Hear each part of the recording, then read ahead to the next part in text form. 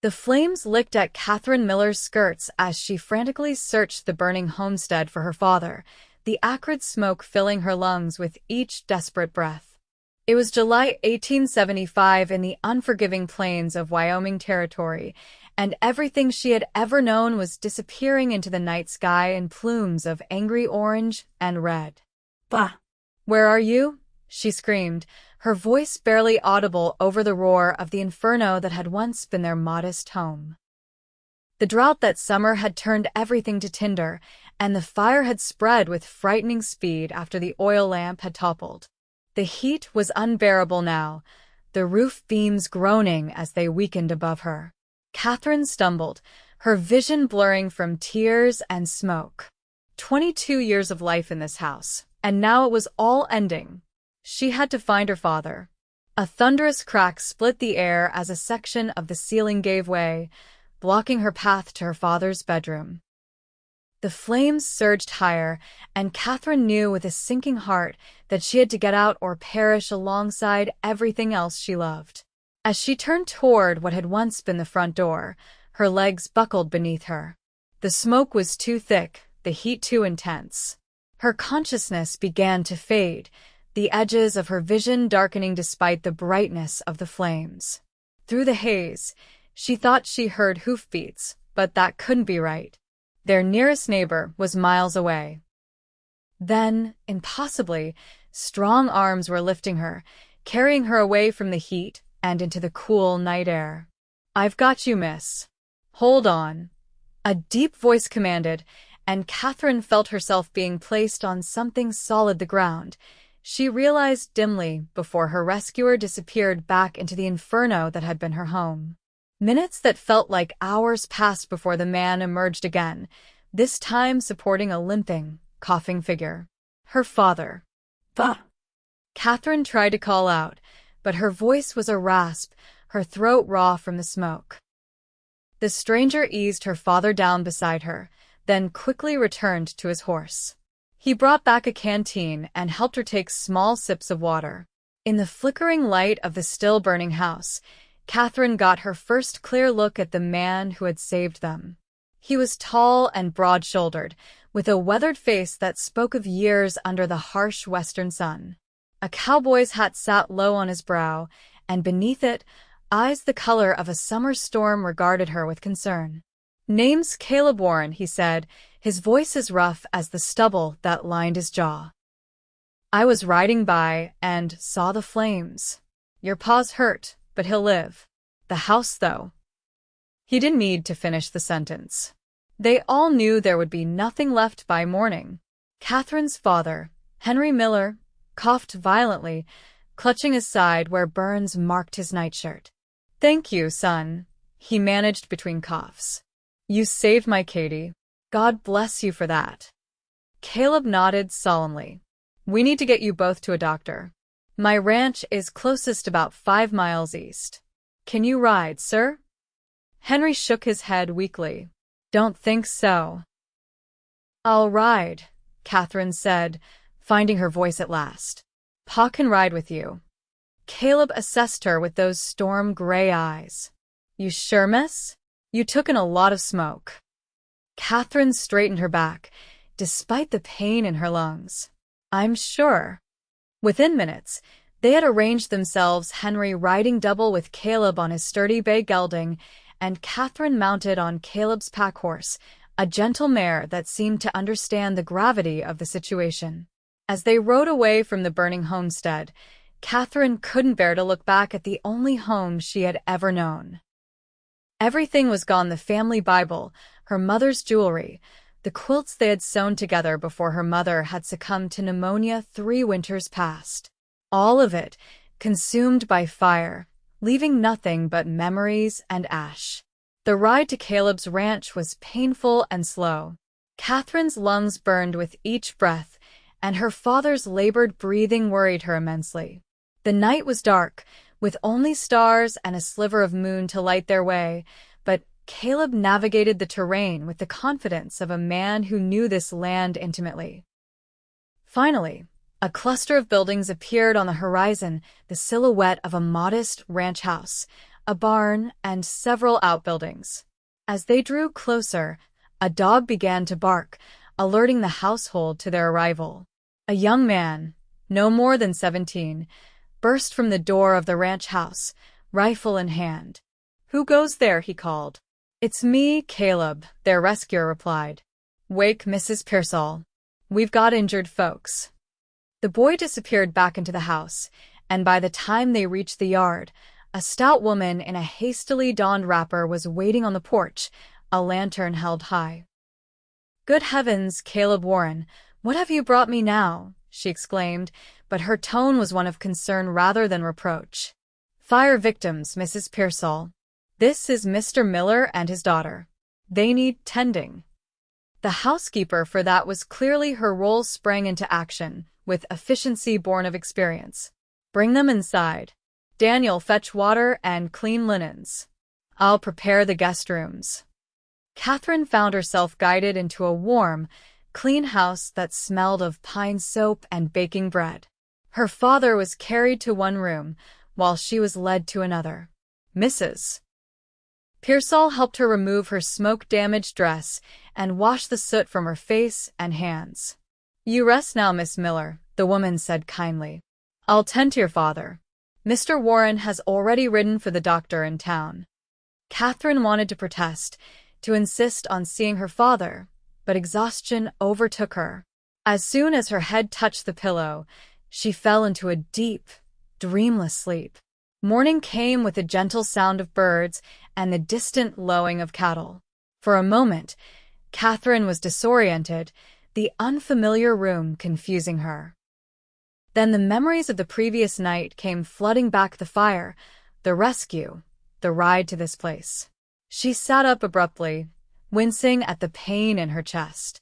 Her throat felt like she had swallowed broken glass, and her eyes stung. But she was alive, and, according to Mrs. Pearsall, so was her father. A soft knock at the door preceded the entrance of the housekeeper, carrying a tray with a steaming cup and a bowl of something that smelled heavenly. "Good morning, Miss Miller. I've brought you some willowbark tea for the pain and some broth to soothe your throat." Katherine accepted the tray gratefully. "My father?" she asked, her voice still raspy. "The doctor is with him now. Mr. Warren returned with him just before dawn." Mrs. Pearsall's round face was kind but concerned. "Your father has some burns on his hands and side, and his lungs took in a fair amount of smoke, but Dr. Fletcher says he should recover with proper care." Relief washed over Katherine. "Thank you. May I see him?" "After you've had your broth and the doctor has finished. You need your strength." The housekeeper's tone brooked no argument, reminding Katherine of her own mother. As she sipped the healing broth, Katherine took in her surroundings. The room was simple but comfortable, with a pine bed, a washstand, and a small chest of drawers. Sunlight streamed through curtains of unbleached muslin, giving the space a warm glow. On a chair near the bed lay a clean dress not her own, which had likely been beyond salvaging. It was a simple calico in a soft blue that reminded her of the forget-me-nots that had grown behind their house. The thought brought a fresh wave of grief. Their house. Gone. After finishing her meal, Katherine dressed in the borrowed clothing, grateful for Mrs. Pearsall's foresight. The dress was a bit loose but clean and whole, which was more than could be said for what remained of her own possessions. When she emerged from the room, she found Mrs. Pearsall waiting in the hallway. "The doctor has left, and your father is awake. He's asking for you." Katherine followed the housekeeper to another bedroom, where her father lay propped against pillows, his hands bandaged and his face pale but alert. "Katie," he said, his voice even rougher than hers. "Thank God you're safe." She rushed to his side, carefully embracing him to avoid his injuries. "Pa, I was so worried." Henry Miller patted her arm with his bandaged hand. "I'm tougher than I look, but we owe our lives to that cowboy." As if summoned by the mention, a knock sounded at the open door, and Caleb Warren stood there, hat in hand. In the daylight, Katherine could see him clearly for the first time. He was younger than she had initially thought, perhaps 30, with sun-bronzed skin and that same serious expression in his gray eyes. His dark hair was cut short, and while he wasn't conventionally handsome, there was a strength to his features that Katherine found herself drawn to. "Mr. Miller, Miss Miller," he greeted them, nodding respectfully. "Dr. Fletcher tells me you'll both recover with rest." "Thanks to you, Mr. Warren," Henry said. "We owe you a debt we can never repay." Caleb shook his head. Any decent man would have done the same. "Not every man would have risked his life entering a burning building twice," Katherine said softly. "Thank you." A hint of color touched Caleb's cheeks at her gratitude. "You're welcome to stay here until you're both recovered," he offered. "After that, well, we can discuss your plans then." Plans. The word hung in the air, reminding Katherine of their dire situation. They had no home, no possessions beyond what they wore, and her father's injuries would prevent him from working for some time. The small amount of money they had saved was kept in a tin in the kitchen, now surely melted or buried beneath the ruins. "That's very generous," Henry said, breaking the uncomfortable silence. "But we won't impose on your hospitality for long. I have a cousin in Denver who might take us in." Caleb nodded, though something like disappointment flickered across his face. "As you wish. But there's no rush. The W has plenty of room." After he left, Katherine turned to her father. "Do you really want to go to Cousin Jeremiah's? You've always said he was a miserly sort." Henry sighed. "No, but what choice do we have? Our land is worthless without a house or barn, and I haven't the money to rebuild." He looked at his bandaged hands. "Even if I could swing a hammer right now." Katherine understood his despair. The homestead had been their dream, his and her mother's.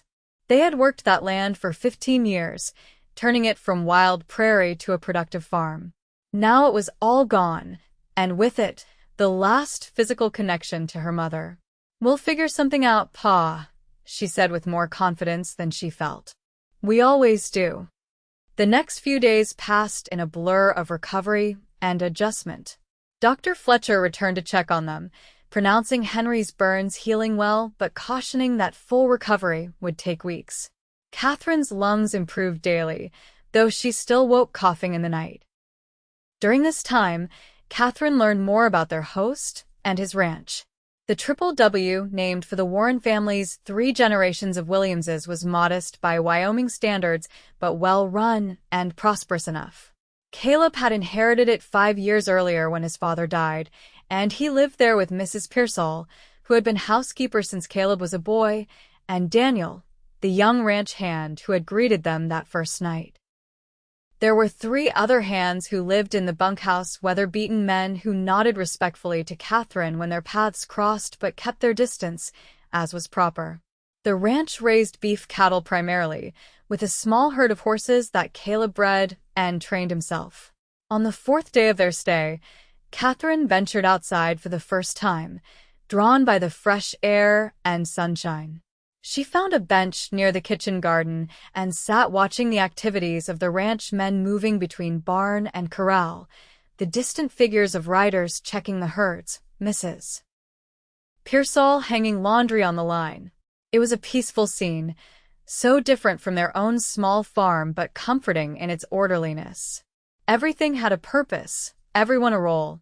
Katherine found herself wondering what her own role might be now, with all her previous responsibilities literally turned to ash. "How are you feeling today, Miss Miller?" Caleb's voice startled her from her thoughts. He stood a respectful distance away, still in his working clothes denims, a faded shirt, and that ever-present hat, though he had removed it in her presence. "Better, thank you," she replied, gesturing to the space beside her on the bench. "Please join me if you have time." He hesitated only briefly before sitting, leaving proper space between them. "Your father seems stronger today," Mrs. Pearsall said. "He ate a full breakfast." "Yes, he's improving quickly." Katherine smoothed her borrowed skirt. "Mr. Warren, I want to thank you again for your hospitality. Few people would take in strangers as you have." Caleb's weathered face softened. You're not strangers anymore, Miss Miller. And I've been thinking about your situation. Katherine tensed slightly. Was he about to suggest they leave? She wasn't sure where they would go if that were the case. Your father mentioned you might go to Denver, he continued, but I have another proposition if you're willing to hear it. Of course. Caleb seemed to choose his words carefully. The old Simmons place, about a mile east of here, has been empty since old Tom died last winter. It's not much, a 2-room cabin and a small barn, but it's solid and has good water. It belongs to me now. I bought it from Tom's nephew. Katherine's heart quickened. Are you offering to rent it to us? No, Caleb said, meeting her eyes directly. I'm offering it to you and your father. No rent required, at least until he's healed enough to work. After that, if you choose to stay, we can discuss terms. The generosity of the offer stunned Katherine. That's incredibly kind, Mr. Warren, but I couldn't possibly. You could, he interrupted gently. And it would be helping me too. The place needs looking after, and I haven't had time. Besides, your father mentioned he was a carpenter before he took up farming. Once he's healed, I could use his skills around the ranch. There's always something needing building or mending. Katherine studied his face, looking for any sign of ulterior motive, but found only sincerity. I'll have to discuss it with my father. Caleb nodded, rising to his feet. Of course. There's no rush. He hesitated, then added, I was planning to ride over there tomorrow to check on things. You're welcome to come along, see if it might suit you.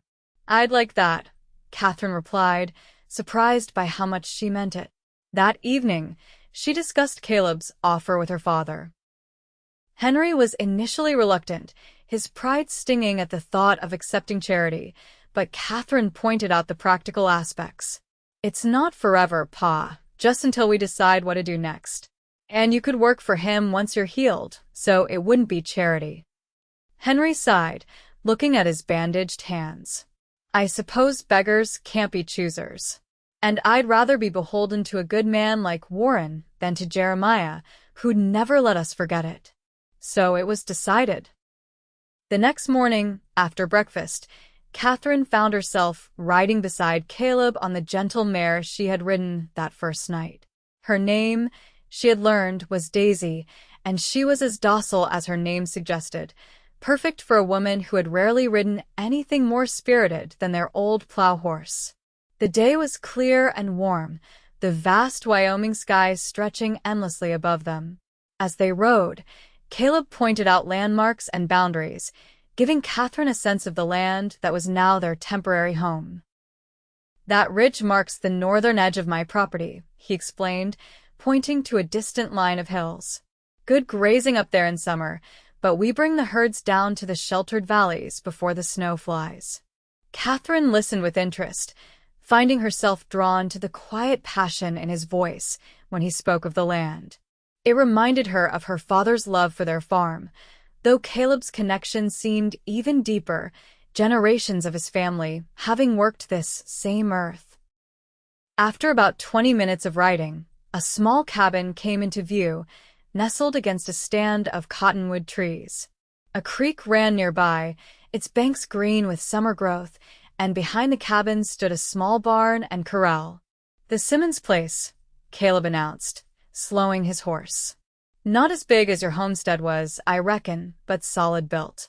Tom was a good man, if a bit of a loner. They dismounted, and Caleb helped Katherine down, his hands strong and sure at her waist. The brief contact sent an unexpected warmth through her, which she quickly attributed to the summer heat. The cabin was indeed small, but well constructed. It consisted of a main room with a stone fireplace and a smaller bedroom off to one side. The furnishings were sparse, but serviceable: a table and chairs, a cabinet for dishes, a bed frame that needed only a mattress. Everything was dusty from disuse, but otherwise in good repair. The roof doesn't leak, and the chimney draws well, Caleb said as they explored. The well water is sweet, and there's good soil for a kitchen garden, though it's too late in the season to plant much now. Katherine ran her hand along the rough-hewn table, imagining making it a home. It was nothing like the house she had lost, but it had potential. "It's perfect for our needs," she said softly. "Thank you, Mr. Warren." "Caleb," he corrected her, a smile warming his serious face. "If we're to be neighbors, we should use our given names, don't you think?" "Caleb," she repeated, returning his smile. "And I'm Katherine, though most call me Kate or Katie." "Katherine," he said, as if testing the feel of it on his tongue. "It suits you." They explored the barn next, which was simple but sound, with stalls for 2 horses and a small hayloft above. A lean-to on one side would serve for storing tools or firewood. "I can bring some of my men over to help clean everything up," Caleb offered as they walked back to the horses. "And there's furniture and household goods in my attic that Mrs. Pearsall says you're welcome to. My mother stored away far more than I've ever needed." "That's very generous," Katherine said, touched by the thoughtfulness. "But I don't want to be a burden." Caleb stopped walking and turned to face her, his expression serious. "You're not a burden, Katherine. You're—" He paused, seeming to search for the right words. "You're neighbors now. And out here, neighbors help each other. It's how we all survive." There was something in his eyes that suggested he might have more to say, but instead, he turned and continued toward the horses. Katherine followed, aware of a strange fluttering in her chest that had nothing to do with her smoke-damaged lungs. The decision made, the next few days were a flurry of activity. Caleb sent 2 of his ranch hands to help clean and prepare the cabin, while Mrs. Pearsall sorted through stored linens, dishes, and other household necessities. Katherine was touched by the care the older woman took in selecting items she thought would be useful. "These were Mrs. Warren's," Mrs. Pearsall explained, showing Katherine a set of blue willow dishes. She'd want them used by a family again, not gathering dust in a trunk. By the end of the week, the cabin was ready for occupancy. Dr. Fletcher had visited again and pronounced Henry well enough to move, though he still needed to avoid using his hands for heavy work for at least another 2 weeks. The morning of their move, Katherine found herself unexpectedly emotional as she packed the few things they had acquired during their stay, the borrowed clothes now given as gifts, a knitted shawl from Mrs. Pearsall, a wooden cane Daniel had fashioned for Henry to help him walk while his side healed. "Ready, Katie?" her father asked, appearing in the doorway of her room. He looked better, though still pale, and he leaned heavily on his new cane. "Yes, Pa," she replied, tying her bundle closed. "Just thinking about how kind everyone has been." Henry nodded, his expression softening. "Especially that cowboy. There's a good man, Katie. Not many like him left in this world." Katherine couldn't disagree. In the time they had spent at the Triple W, she had observed Caleb with his workers, with the animals, even with Mrs. Pearsall. He was firm but fair, respectful to all, and possessed of a quiet dignity that commanded respect in return. And there was something else, a gentleness beneath his weathered exterior that emerged when he thought no one was watching. Caleb himself drove them to the cabin in his wagon, their few possessions and the many gifts from the Warren household filling the back. Katherine rode beside him on the seat, with Henry resting on a pallet of blankets in the wagon bed, more comfortable there than sitting upright for the journey. "Mrs. Pearsall sent enough food to last you a week," Caleb said as they traveled. "And Daniel will bring firewood later today. The nights are still cool, even in summer." "You've thought of everything," Katherine said, genuinely impressed by his attention to detail. He shrugged, a slight smile playing at the corners of his mouth. "Mrs. Pearsall thought of most of it. That woman runs the house like a general runs an army." Katherine laughed, the sound surprising her. When was the last time she had laughed? Before the fire, certainly. Perhaps even before that. Life on the homestead had been rewarding but hard, with little time for levity. When they arrived at the cabin, everything was as promised, clean, prepared, waiting for them to make it a home. Henry insisted on walking inside under his own power, though he accepted Katherine's supporting arm. They toured the small space together, finding it transformed from the dusty shell they had first seen. Fresh curtains hung at the windows, the bed in the small room made up with clean linens, the fireplace laid ready to light. On the table stood a vase of wildflowers, columbine, and Indian paintbrush, adding a touch of color to the rustic interior. "Those must be Mrs. Pearsall's doing," Katherine said, touching a purple blossom gently. "Actually," Caleb admitted, a hint of color touching his tanned cheeks, "I picked those this morning. Thought the place needed something welcoming." The gesture touched Katherine deeply. This man, who had already done so much for them, had thought to pick flowers to make their new home more cheerful. It spoke of a sensitivity she wouldn't have expected from a rugged rancher. After helping them unload the wagon and ensuring they had everything they needed, Caleb prepared to leave. "I'll check on you tomorrow," he promised. "But if you need anything before then, just send word. Daniel will be by with the firewood before sundown." "Thank you, Caleb," Katherine said, walking him to his wagon. "For everything." He looked down at her, his gray eyes serious. "You're welcome, Katherine. I'm glad I could help." As she watched him drive away, Katherine felt a curious mixture of emotions: gratitude, certainly, but also a strange sense of loss, as if something important was leaving with him. Shaking off the feeling, she turned back to the cabin. There was much to do to make this place their own. The next few weeks settled into a rhythm. Henry's hands healed steadily, and soon he was able to do light tasks around their new home. Katherine established routines: washing on Mondays, baking on Tuesdays, cleaning on Wednesdays, that brought a sense of normalcy to their disrupted lives. True to his word, Caleb visited regularly, sometimes bringing supplies or tools, other times just stopping by on his way to or from town.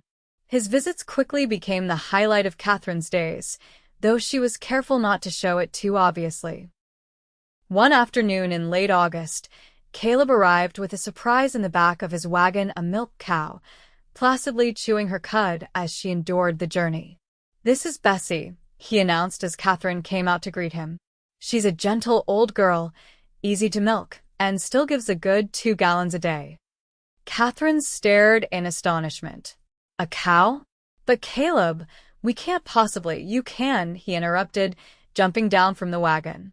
"She's extra to my needs. My best milk cow had twin heifer calves this spring, so I'll have replacements when they mature.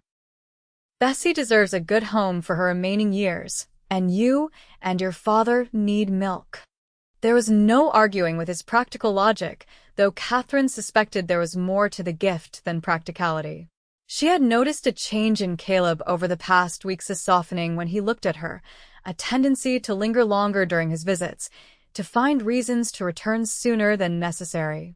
And if she were honest with herself, she looked forward to those visits with increasing anticipation. There was something about Caleb Warren that drew her: his quiet strength, his unwavering integrity, the rare but transformative smile that could light his entire face. Henry emerged from the cabin, moving more easily now, with his healing progressing well. "A cow. Now that's a fine gift, Warren. But you've already done too much for us." "Nonsense," Caleb replied, helping Katherine's father approach the wagon to inspect Bessie. "She needs a home. You need milk. Simple as that." But as his eyes met Katherine's over the back of the cow, she knew it wasn't simple at all. Something was growing between them, something neither had put into words, but both increasingly felt. That evening, after Caleb had helped them settle Bessie into the small barn and shown Katherine how to milk her, he lingered longer than usual. They sat on the rough-hewn bench Henry had recently constructed outside the cabin door, watching the sunset paint the western sky in shades of gold and crimson.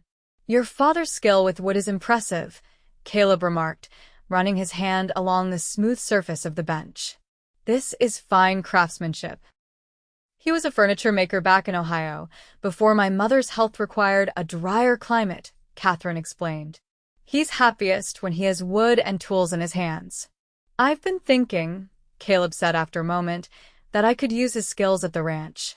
The bunkhouse needs expanding, and I've been wanting to add a proper office to the main house. Would he consider taking on such work, do you think? For fair wages, of course. Katherine studied his profile in the fading light. Is this another of your kindnesses disguised as business, Caleb Warren? He turned to her, surprise evident in his expression.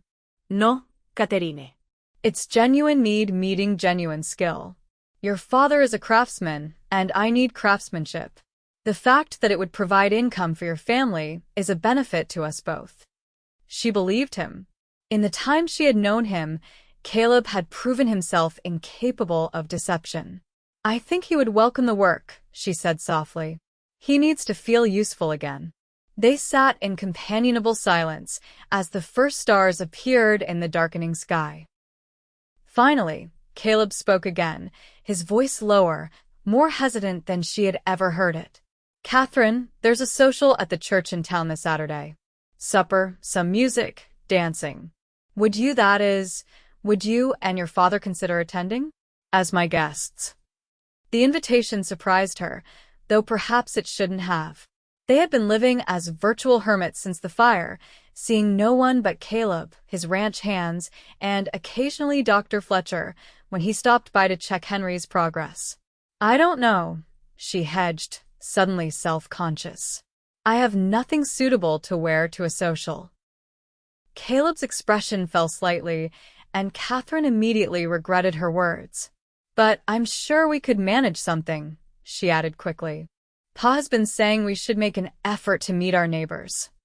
The smile that transformed Caleb's face was worth any amount of social discomfort she might face. Excellent. I'll come for you at 4 o'clock. The church is in Riverton, about an hour's drive. As he left that night, Katherine found herself watching his retreating figure longer than necessary, a warm feeling spreading through her chest that had nothing to do with the summer evening's lingering heat. The following days were a flurry of preparation. Mrs. Pearsall, upon hearing of the invitation, arrived at the cabin with a trunk of clothing that had belonged to Caleb's late mother. She was about your size, dear, the housekeeper explained, opening the trunk to reveal several well-preserved dresses. These have been stored away too long. Better they should see the light of day again on a pretty young woman. Katherine was overwhelmed by the generosity. The dresses were of good quality, not the height of fashion, perhaps, but far nicer than anything she had owned even before the fire. She selected a blue muslin with white piping that complemented her fair coloring, and Mrs. Pearsall helped her make a few quick alterations to ensure a proper fit. When Saturday arrived, Katherine found herself unaccountably nervous. She had attended church socials before, of course, but not since coming to Wyoming, and certainly not in the company of a man like Caleb Warren. Was this outing merely neighborly kindness, or something more? The question had kept her awake much of the previous night. Henry noticed her distraction as she moved restlessly around the cabin, straightening things that were already in order. Settle down, Katie, he said gently. You're wearing a path in the floorboards. I'm just making sure everything is ready, she replied, smoothing her hair for the 10th time. Her father's knowing smile told her he wasn't fooled. You look beautiful, daughter. That cowboy won't know what hit him. Pah! Katherine protested, heat rising to her cheeks. It's not like that. Caleb is just being neighborly. Henry chuckled, easing himself into the chair by the fireplace. If you say so. But I've seen how he looks at you when he thinks no one's watching. And how you look at him, for that matter. Before Katherine could formulate a response, the sound of approaching hoofbeats announced Caleb's arrival. She smoothed her skirts one last time and pinched her cheeks to bring color to them before stepping outside to greet him. The sight that met her eyes stopped her short. Instead of his usual working clothes, Caleb was dressed in his Sunday best clean black trousers, a crisp white shirt, and a dark jacket that emphasized the breadth of his shoulders. His hair was neatly combed, and his usually weathered face was freshly shaved. He looked, Katherine thought with a flutter in her stomach, quite handsome. Caleb, for his part, seemed equally struck by her appearance. He removed his hat as she approached, revealing the rare sight of his dark hair uncovered. "Katherine," he said, his voice slightly rough. That is, blue suits you very well." "Thank you," she replied, fighting a blush. "You're looking quite fine yourself." He had brought the wagon rather than riding horseback, and Katherine was grateful for that small consideration. Her riding skills were improving under his tutelage, but she wasn't confident enough for a long journey, especially in her good dress. Henry emerged from the cabin, moving slowly but steadily with his cane. "Warren," he greeted, his eyes twinkling with barely suppressed amusement. "You clean up better than I would have guessed." "Mr. Miller," Caleb returned with a nod. "Glad you could join us today." With Caleb's help, they were soon settled in the wagon, Katherine in the middle between the two men. The closeness was both comforting and disconcerting. She could feel the solid warmth of Caleb's arm against hers each time he adjusted the reins, and the scent of soap and something uniquely him teased her senses. The journey to Riverton passed pleasantly, with Caleb pointing out landmarks and sharing stories of the area's history. Katherine found herself laughing more than she had in months, drawn out of her shell by his quiet humor and her father's occasional wry observations. Riverton proved to be a modest but thriving town, with a main street lined with the usual establishments: general store, smithy, saloon, and at the far end, a white-painted church with a small steeple. Wagons and horses were already gathered in the churchyard when they arrived, and the sounds of conversation and laughter drifted from the open doors. "Quite a turnout," Henry remarked as Caleb helped him down from the wagon. "Folks come from miles around for these socials," Caleb explained, turning to offer his hand to Katherine. "For many, it's the only social gathering they'll attend all month." His warm hand closed around hers as she descended, steadying her, and Katherine found herself reluctant to let go when her feet touched the ground. Caleb seemed equally hesitant, holding her hand a moment longer than necessary before releasing it to offer his arm instead. "Shall we?" he asked, and Katherine placed her hand on his arm, feeling the strength beneath the fabric of his jacket. The church's modest interior had been transformed for the social. Long tables lined the walls, laden with food brought by the attendees. At the far end, several men with instruments: a fiddle, a guitar, a harmonica were preparing to play. Children darted between groups of talking adults, their excitement palpable in the warm evening air. Caleb led them through the crowd, stopping frequently to introduce Katherine and Henry to his neighbors and friends. Katherine quickly lost track of names, but was touched by the warm welcome they received. News of the fire had apparently spread, and many expressed sympathy for their loss and admiration for their resilience. "And how are you finding life at Old Tom's place?" asked a plump woman who had been introduced as the minister's wife. "It's becoming home," Katherine replied honestly, "thanks in large part to Mr. Warren's generosity." The woman's eyes twinkled as they moved between Katherine and Caleb. "Oh, Caleb's always been a good boy. His mother would be proud of the man he's become." She patted Katherine's arm conspiratorially. "And she'd be pleased to see him in the company of such a lovely young woman. He spends far too much time with those cattle of his."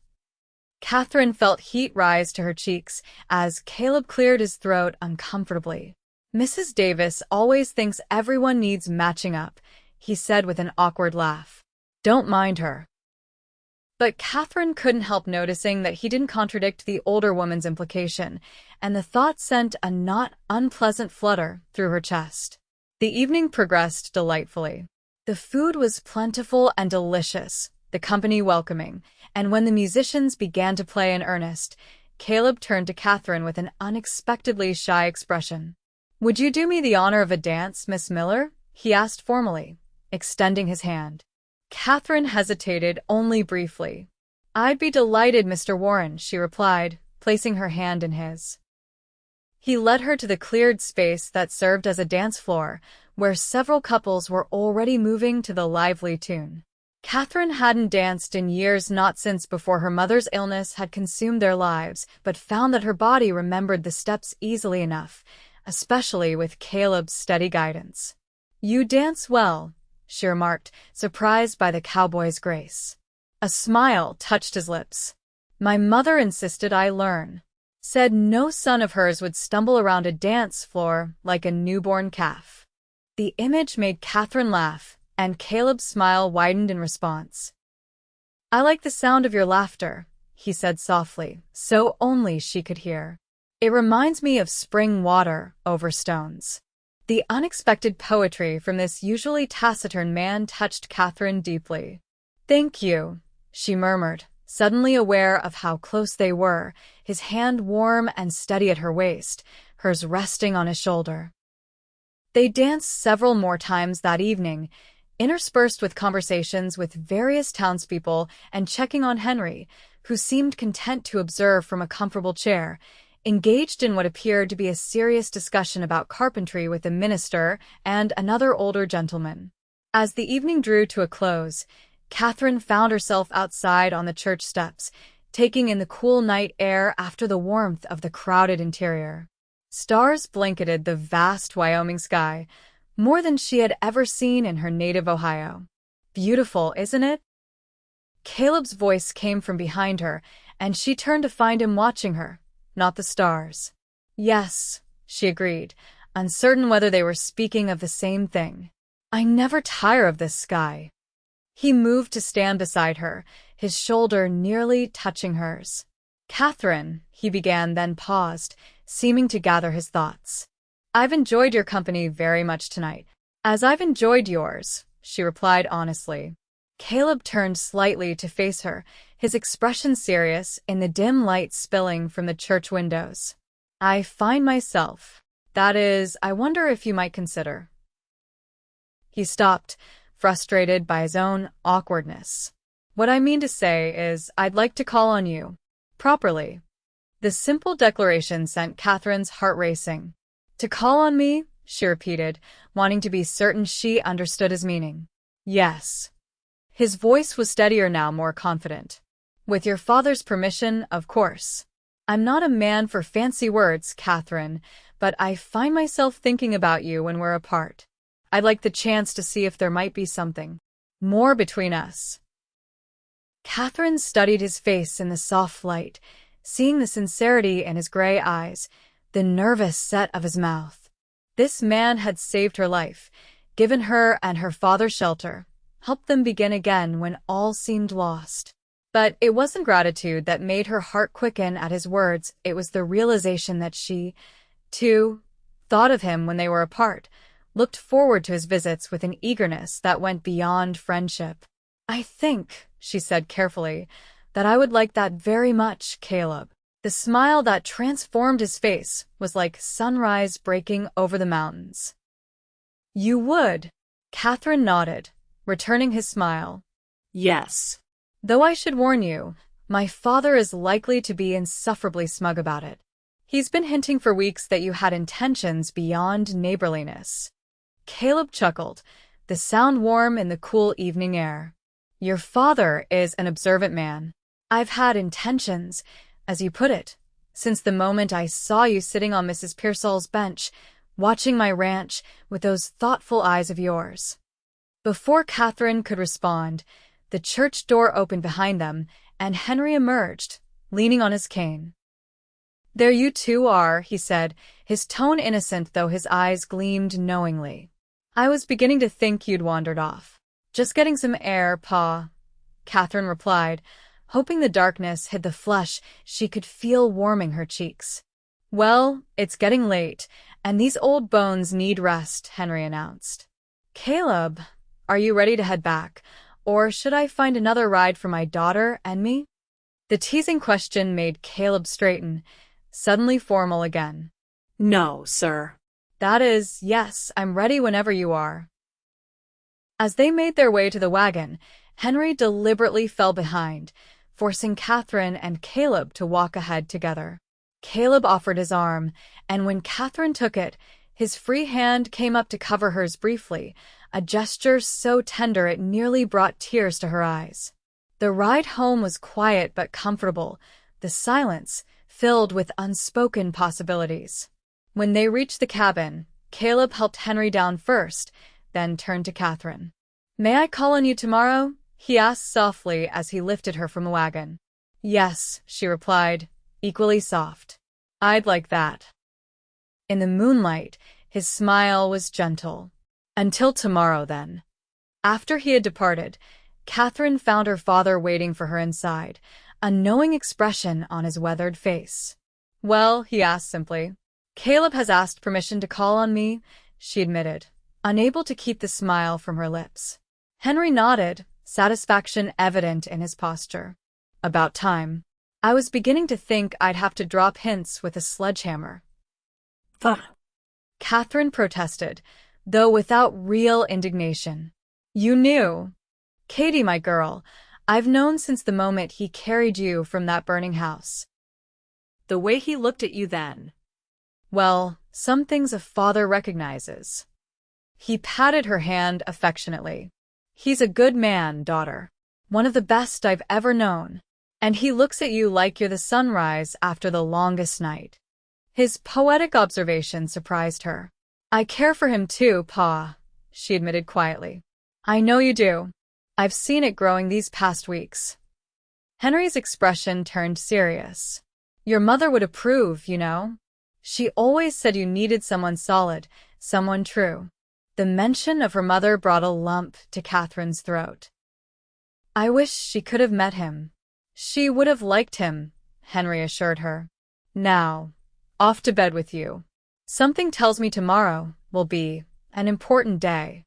True to his word, Caleb arrived the following afternoon, looking slightly nervous but determined. He had brought a small bouquet of late summer wildflowers, which he presented to Katherine with endearing awkwardness.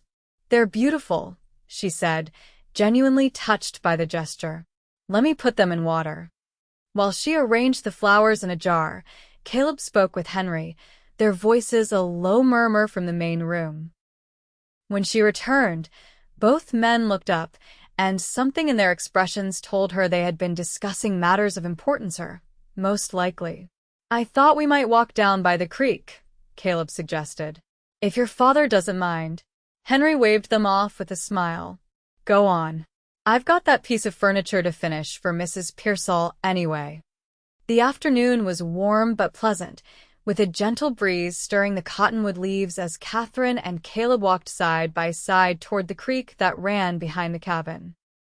Neither spoke immediately, content to enjoy the peaceful surroundings and each other's company. When they reached the creek bank, Caleb stopped beneath a large cottonwood, its spreading branches creating a natural shelter. "My father used to say these trees were put on earth specifically for providing shade to weary cowboys," he remarked, smiling at the memory. "Your father sounds like a wise man," Katherine replied, settling on a smooth boulder near the water's edge.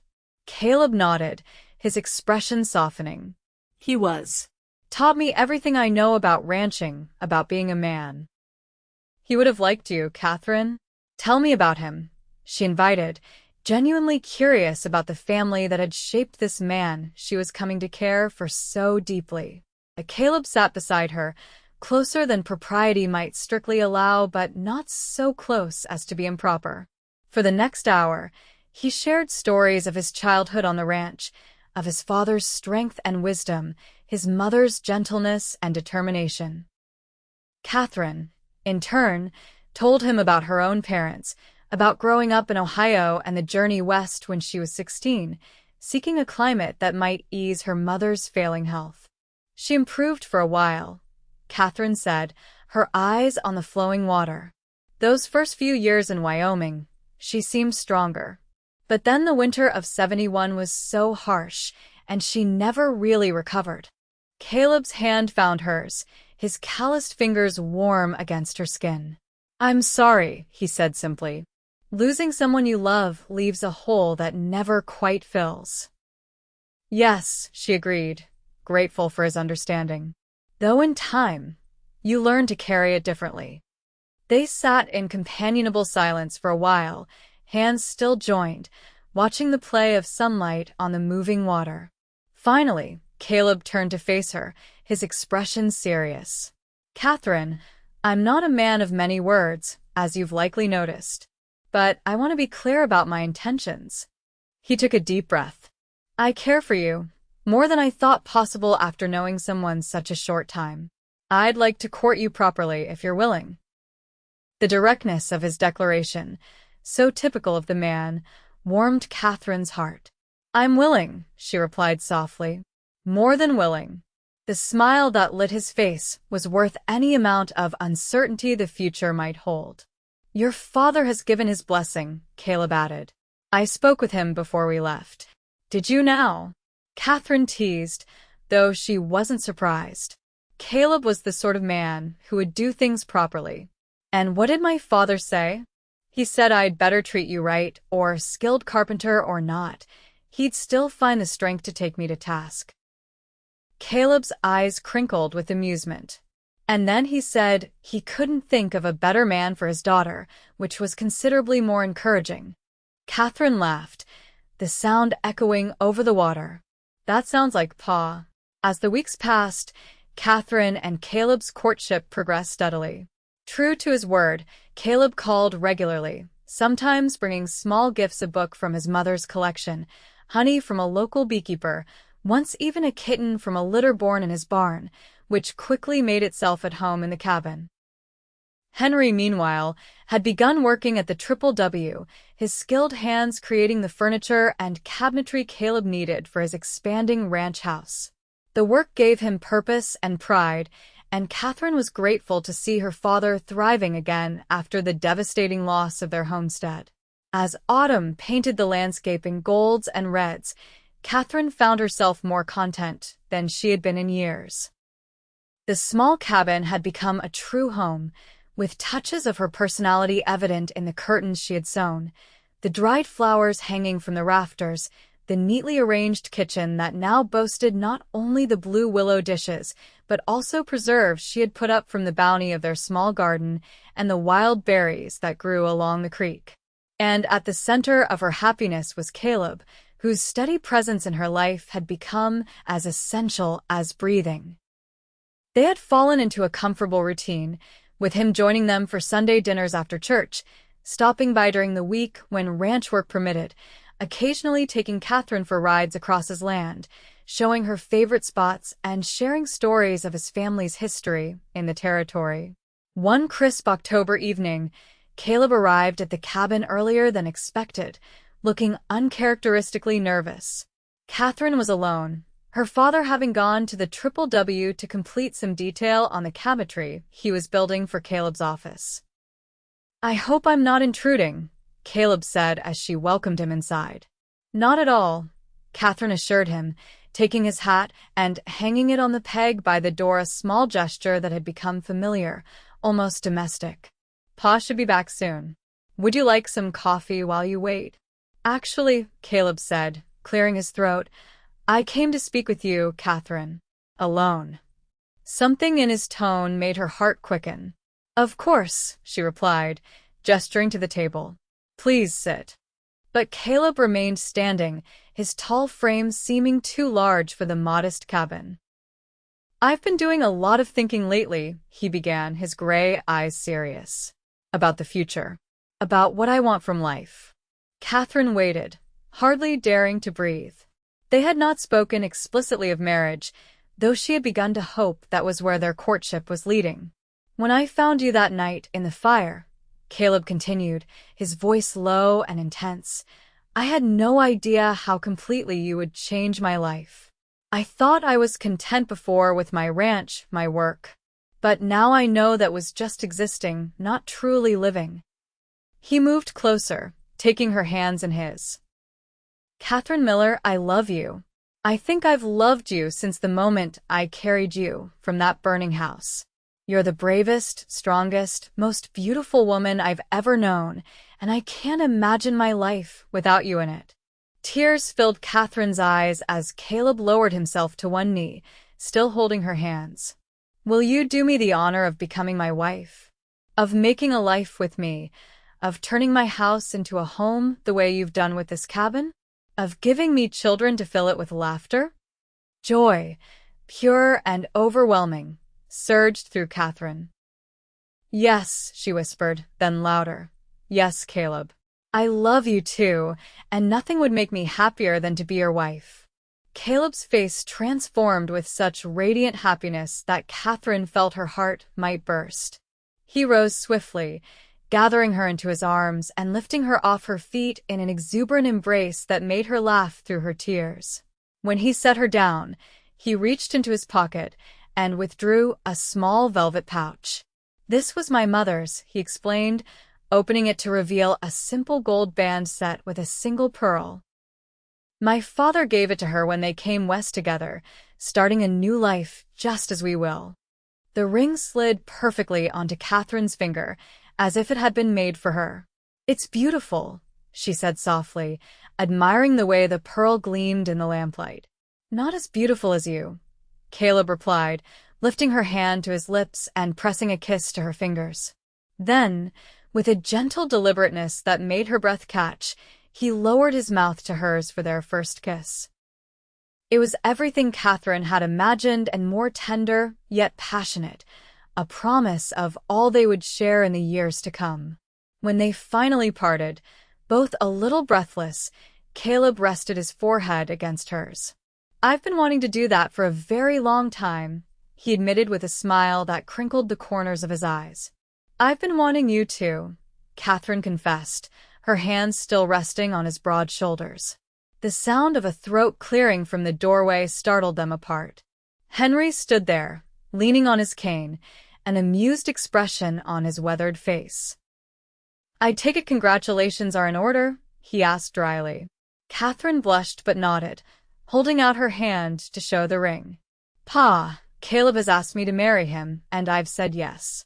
Henry's face softened as he crossed the room to embrace his daughter. I couldn't be happier, Katie. He turned to Caleb, extending his hand. Welcome to the family, son. You're getting the best of the Miller line, so mind you treasure her accordingly. I will, sir, Caleb promised solemnly, shaking Henry's hand. Every day of my life. The weeks that followed were a whirlwind of preparations. They decided on a December wedding, giving them time to ready the ranch house, which would become their home. Katherine hadn't seen the interior of the main house at the Triple W, having always met Caleb at the cabin or in town, and she was touched by his desire to have it properly prepared for her arrival as his wife. Mrs. Pearsall has offered to stay on and help you settle in, Caleb explained as they discussed arrangements. But the household will be yours to run as you see fit. I'd be grateful for her guidance, Katherine assured him. And I hope she knows I'd never want to displace her. The Triple W has been her home for so long. Caleb's smile was warm with approval. That's what I told her you'd say. She's looking forward to having another woman in the house. I think she's tired of managing a household of men. As for Henry, he would continue to live in the cabin for the time being, though both Caleb and Katherine had made it clear he was welcome at the main house whenever he wished. The cabin suits me, Henry insisted. And it's close enough that I can see you often, but not so close that I'll be underfoot. Besides, I've grown fond of the place. Katherine understood. The cabin had become a symbol of their new beginning after the fire, and her father had found peace there. But she also suspected he was giving the newlyweds space to establish their own household, a consideration typical of his thoughtful nature. On a bright December morning, with a light dusting of snow covering the ground like a wedding veil, Katherine Miller became Catherine Warren in the small white church in Riverton. The building was filled with well-wishers, Caleb's ranch hands, neighbors from miles around, townspeople who had embraced Katherine and Henry as part of their community. Katherine wore a dress of ivory silk that had once belonged to Caleb's mother, altered by Mrs. Pearsall's skilled hands to fit her perfectly.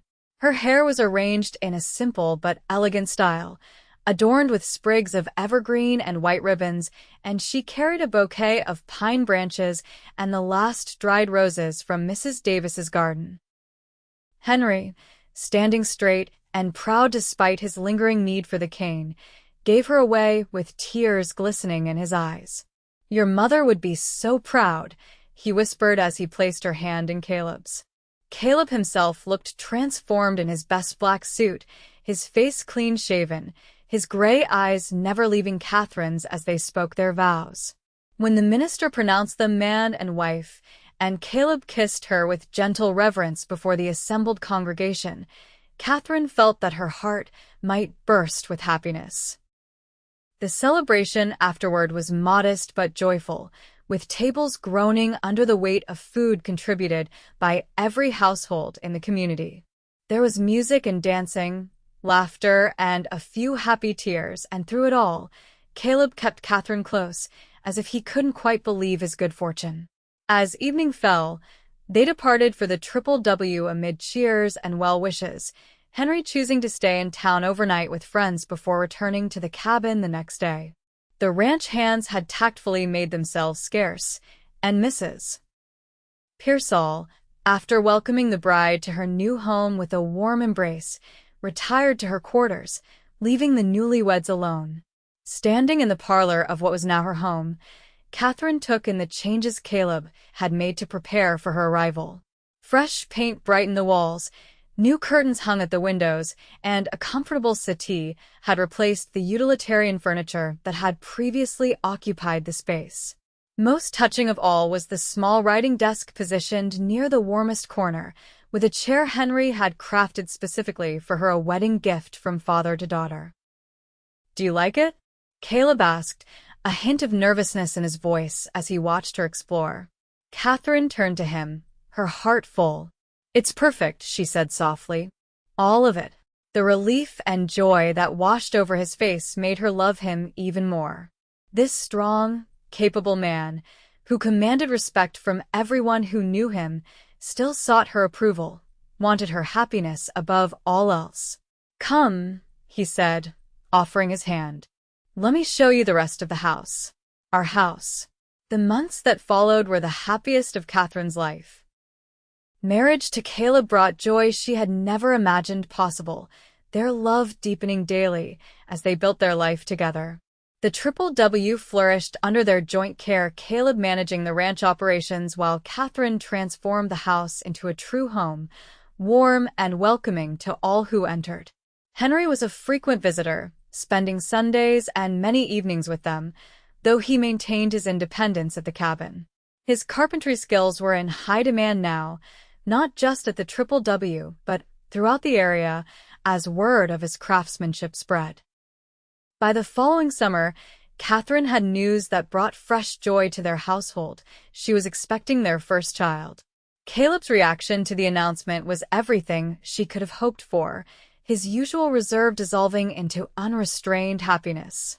"A baby," he kept repeating, his hand gentle on her still flat stomach. "Our baby."